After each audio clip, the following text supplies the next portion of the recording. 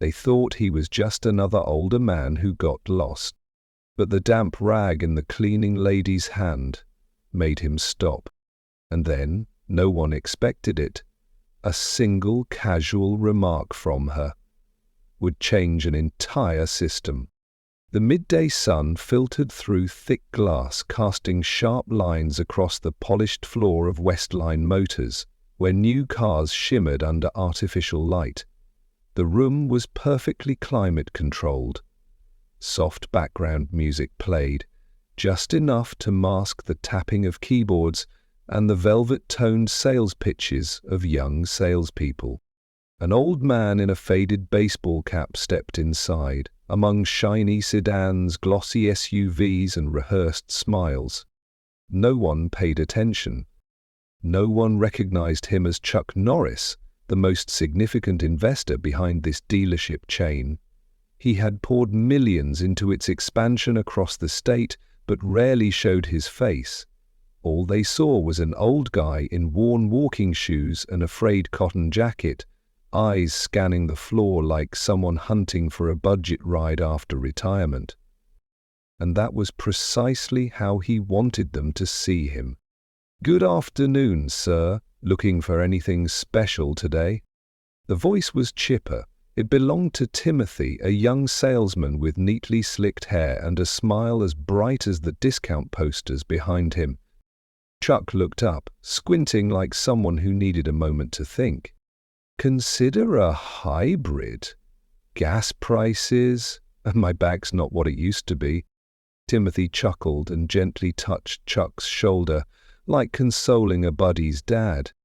"Then you've come to the right place. These babies are fuel-efficient, sleek, and have warranties longer than first love." Chuck gave a simple nod. No small talk, just as he always was. The two strolled past rows of silver and graphite vehicles, finally stopping before a 2017 hybrid sedan, gleaming, with spotless tires and windows so clean they mirrored the ceiling lights like water. Timothy launched into his pitch like it was second nature. This one had a battery swap just last week. Panasonic Gen 6, low mileage, super efficient. You could drive your grandkids around all week without needing a charge. Chuck stepped closer, his hand brushing the curve above the rear tire, like sensing something beyond sight. Then he bent lower, his eyes now level with the floor. Besides the car, he noticed a pair of worn fabric shoes, damp with soapy water. A woman was scrubbing the floor, hunched over, her coarse hands carefully dabbing up a thin trail of oil near the car's rear bumper. She didn't speak. But when her eyes lifted, just for a second, Chuck sensed something different. Not the timid glance of a lower-rank employee, not fear. It was like the look of someone who understood exactly what was happening, but wasn't allowed to speak. "Excuse me, Mom," Chuck murmured as he passed. The woman gave a slight nod, then returned to cleaning, but just as Chuck turned back to Timothy, she spoke, barely a whisper, almost to herself. "If that battery got replaced, there wouldn't be a leak down here." Chuck froze. Timothy had already walked off to fetch demo keys, oblivious. But Chuck heard it, loud and clear. He turned and studied the woman more carefully. Her hair was streaked with grey and tied in a bun. Her uniform had oil stains. On her chest was a worn plastic name tag. "Rosa." Chuck looked back at the floor she'd just cleaned. A faint, dry smear of oil. Not big enough for most to notice, but it was a red flag for a man seasoned in mechanics, especially on a Gen 6 battery. Those came sealed tight, nearly leak-proof. Timothy returned, still upbeat. "Let's check out the interior, shall we? Still smells brand new." Chuck nodded, but kept his gaze on Rosa. In his mind, a gear had started to turn. 15 minutes later, while Timothy rattled on about adjustable seats and tri-zone climate control, Chuck unlocked his phone. Not to browse, but to access the dealership's internal system, restricted to senior executives. He typed a 12-character code. Battery status 17, high 36. The result popped up. Routine inspection only, no battery replacement. Last update, 11 months ago, air filter cleaning. No mention of a new battery, no warranty, no Panasonic invoice. Chuck closed the phone, said nothing, just smiled like a man used to seeing this kind of show. On his way out, Chuck detoured back to the rear floor. Rosa was still scrubbing. He leaned down a little and asked gently, "You sure? Battery wasn't changed?" Rosa looked up. Her eyes held no fear, no surprise. Only sorrow. "I'm not sure. All I know is, if it had a new battery, it wouldn't leave a leak, and this one does." Chuck nodded. "You work in tech?" Rosa paused. Something flickered in her gaze. "Used to, back home, but here, they just want me to mop floors." The rest of the afternoon passed quietly. Chuck left no deposit, no name, bought no car. He simply told Timothy, "I need to think it over, and I'd like to see the battery service report tomorrow." Timothy blinked but kept smiling, as salesmen are trained to do. "Sure thing, I'll have it printed and ready." That night, Rosa sat in her small rented room a few blocks from the showroom. She took off her old shoes and massaged her swollen feet after 9 hours of standing. On the table was a small toolbox, her pride from back home the only thing she'd brought with her. She didn't know why she spoke up that day. She knew she could be reprimanded, but she couldn't stay silent. What she didn't expect was that the quiet man she spoke to was the one man who could change everything. The next morning, the sky was overcast, but for Chuck, the light was clear. He woke early, brewed a cup of strong black coffee, and sat at the old wooden desk in his modest hotel room near the dealership. In front of him was a printout of the internal service report. He circled a few lines in red ink, made brief notes. One stood out. "Battery not replaced. Signs of deliberate misinformation." Next to it lay a worn business card with a single line. Chuck Norris, co-founder. No phone number, no title, no address, just a name everyone in the industry knew. He tucked the card into his jacket pocket, then stood. Today, he thought, I'm going to find out who's really running this place. At Westline Motors, the day began like any other. Background music, warm lighting, trained smiles. Timothy was busy with an elderly couple, trying to sell them a used SUV with the line, "This was the manager's car, practically pampered." Chuck entered, quiet as the day before, but this time he didn't wander. He walked straight to the front desk. "I'd like to speak to your head of technical services. It's about the hybrid battery system." The receptionist blinked, caught off guard, but composed herself. "Of course, sir. Let me call Mr. Matt, our head of service." Chuck nodded. Matt, a man in his 40s with a buzz cut and company log shirt, appeared moments later. He glanced at Chuck with barely disguised impatience. "Good morning, sir. Is your vehicle having issues? Need a diagnostic?" Chuck handed him the printout. "Vehicle ID 17 high 36. I need a copy of the battery replacement record, if there is one, and the name of the technician who handled it." Matt frowned as he skimmed the page. "The car, I think it just got a basic service, no battery replacement." Chuck's voice stayed calm. "Then why did your salesman tell me it had a brand new battery?" Matt paused, then replied with forced casualness. "Probably a mix-up. Sales guys don't really know the technical details." Chuck didn't argue. He just asked, "Who inspected that vehicle?" Matt exhaled, hesitantly. Usually, a junior tech does a pre-check and then I review it. Chuck nodded. What's their name? Matt squirmed, then said, Maybe Rosa. She mostly cleans, but recently she's been helping in the back bay. Chuck nodded again. I'd like to speak with your showroom manager. Matt smirked. Carl's with a client right now. Chuck's voice was quiet, but firm. I'll wait. And call Rosa in too. I want to hear it from her. 15 minutes later, inside a small meeting room, 3 people sat at a round table. Chuck, solid and composed. Kyle, the showroom manager, was red-faced, but trying to remain polite. Rosa was nervous, with oil on her hands and no time to change uniforms. Matt stood near the door, arms crossed.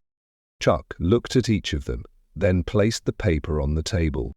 This is the technical report for Vehicle 17, Hit 36. No battery replacement, no upgrades. Kyle started to speak. Must be a small oversight. Chuck raised a hand. Don't.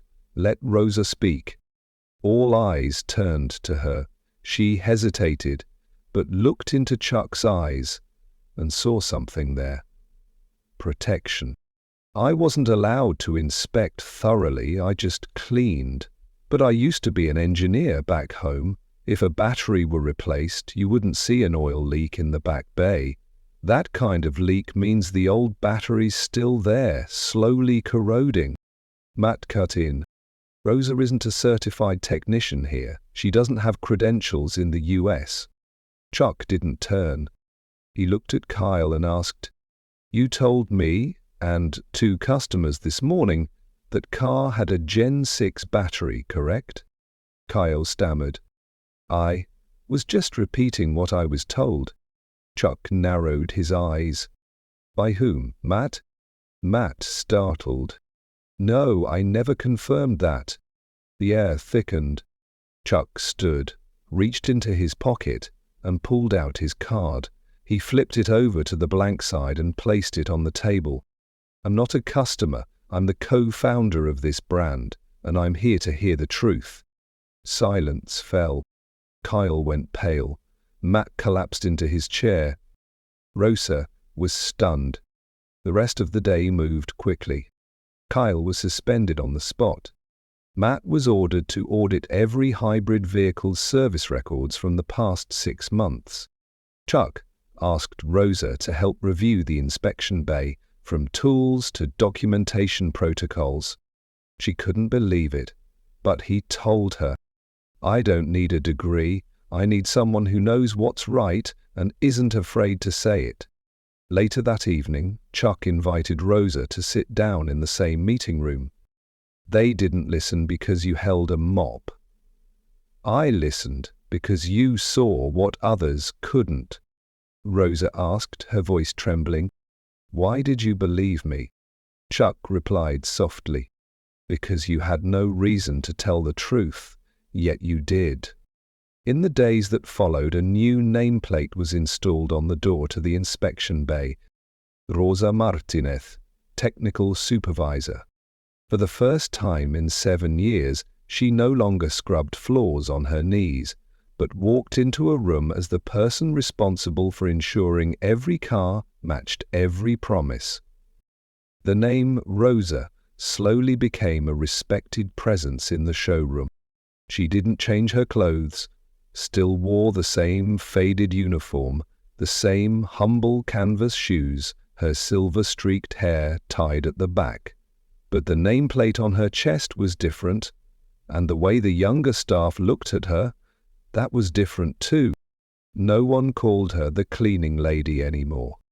Now they paused to ask for her opinion, asked her to double-check minor scratches, strange sounds under the chassis, things they used to ignore. Because now they had witnessed something rare. A person without power, but with conscience and the courage to speak the truth, had changed an entire system. A quiet moment before the rain. That day it rained. Chuck stood by the second-floor window of the showroom. Rain pattered softly against the glass. Down below, employees moved cars for customers, more carefully than before. Rosa walked by with a folder in hand, speaking with Kevin, a young new tech. He was listening intently. Chuck gave a faint nod. Sometimes, he thought, to fix a rotting building, you don't need to tear it down. You just need to lay the first honest brick. The special meeting. A week later, Chuck held a meeting for the entire staff.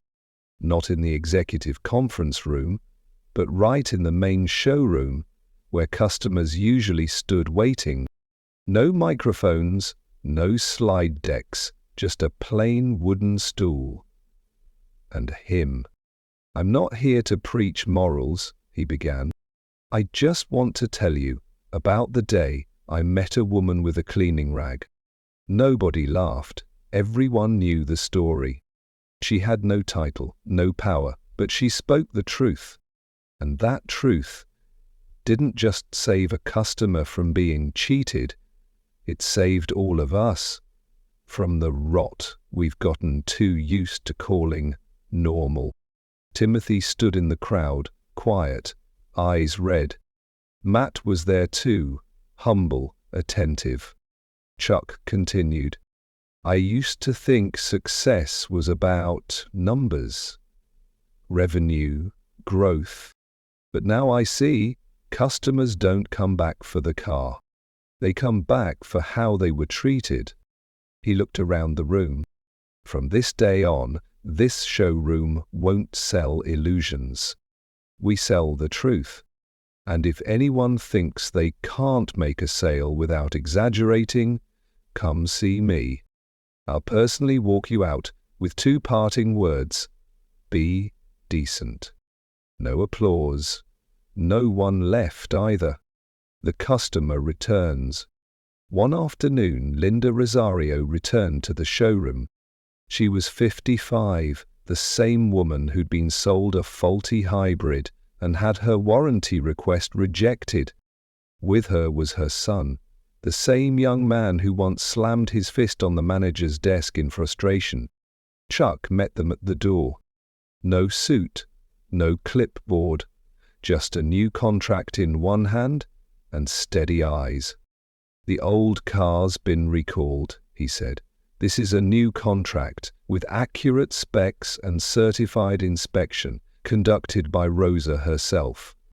He handed her a small card. "And this is a letter of apology. No coupons, no discounts, just a real apology." Linda looked at him, quiet for a long moment. Then she asked, "Why are you doing this?" Chuck didn't answer right away. He turned toward the window, where Rosa was helping a customer check brake fluid lines. "Because I forgot who keeps us standing," he said. "Not shareholders, not profits, but the quiet people who speak the truth in a world full of lies." And then it spread. Rosa's story spread. A consumer blogger reposted the full account. A radio show invited Chuck to talk, but he declined. "I don't need praise for doing the right thing," he said. "I just need customers to feel the truth when they walk in the door." Rosa kept working, never late, never absent without reason. But in her locker, next to her old toolbox, there was now a photo. A picture of her standing beside Chuck beneath her new nameplate. A small philosophy. One evening, after closing, Chuck and Rosa sat quietly together. No words, just tea, watching the covered cars sleep under silver tarps in the service bay. Rosa asked, "Do you think things will really get better after this?" Chuck smiled gently. "I don't know," he said. "Maybe someone else will lie again. Maybe another car will be misrepresented. But at least now, we've hammered one post into the ground, and anyone walking by will know. Someone here told the truth, and someone else listened." Rosa nodded, then said almost to herself, "Maybe, sometimes, we don't need to shout to change the world. Sometimes all it takes is cleaning the floor and leaving one clean spot in the middle of all the dirt." The end. The story ends the way it began, with a small observation and an honest act. Final lesson. You don't need a title to be trusted. You don't need power to do what's right. And sometimes the janitor is the one who scrubs the lies off the floor.